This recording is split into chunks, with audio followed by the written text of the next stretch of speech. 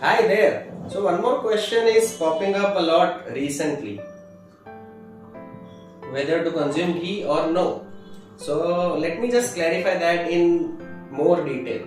So when you can see any fat being consumed, you should classify fats on the basis of saturation and on the basis of ingredients or vitamin carriers or other nutritive substances which it possesses.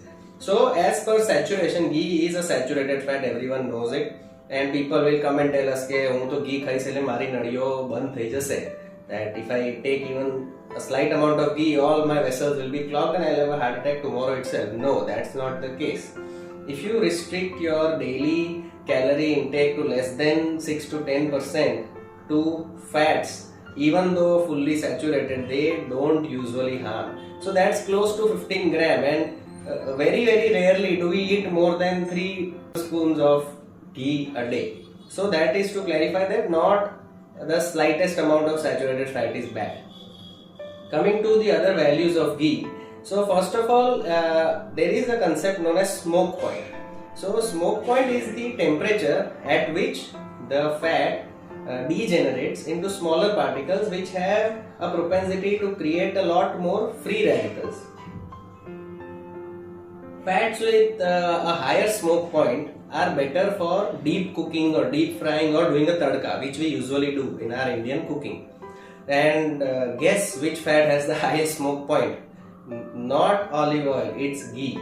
Ghee has one of the highest known smoke points in edible fats. So a tadka of ghee any days is bound to generate much less free radicals than other oils. That is number one. Number two, butyric acid. It is known by in vitro evidence, obviously in vivo is not yet that great, but in vitro that it's beautiful for the gut. Ghee has more of it than other oils. Now coming to the other ingredient ratios, so the most famous one is omega-6 to omega-3 ratio.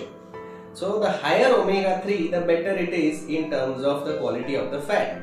Now again, guess which fat has the highest or the lowest, I would say, ratio and the highest omega-3. It's ghee. Even extra virgin olive oil has a ratio of 10:1. It's omega-6 upon omega-3. So 10:1 is way worse than 1:1 found in ghee. So again, in terms of omega-3, ghee is much better. Coming to nutrient carriage, so fat soluble vitamins A, D, E, K, again carriage is much simpler and much better with ghee.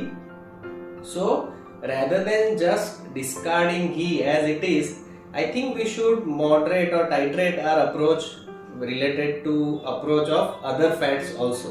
Now coming to other uses of ghee, which I use most often is whenever, let's say, I fall ill or I have a bad throat. So I put ginger, some honey, and sometimes ginger and some ghee, and it works wonders. So our traditional practices which were being followed were not only sound in terms of some nutritive contents or requirements, but they were also very sound in terms of other things. Let's say when I am ill, I actually need some calories more than normal days. So at that time, some fats will help. So rather than discarding ghee, always moderate it.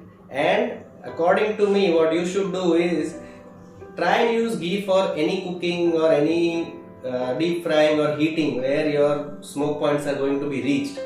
And for salad garnishing and all, you may use any other oil that you like. So ghee is good. Bye bye.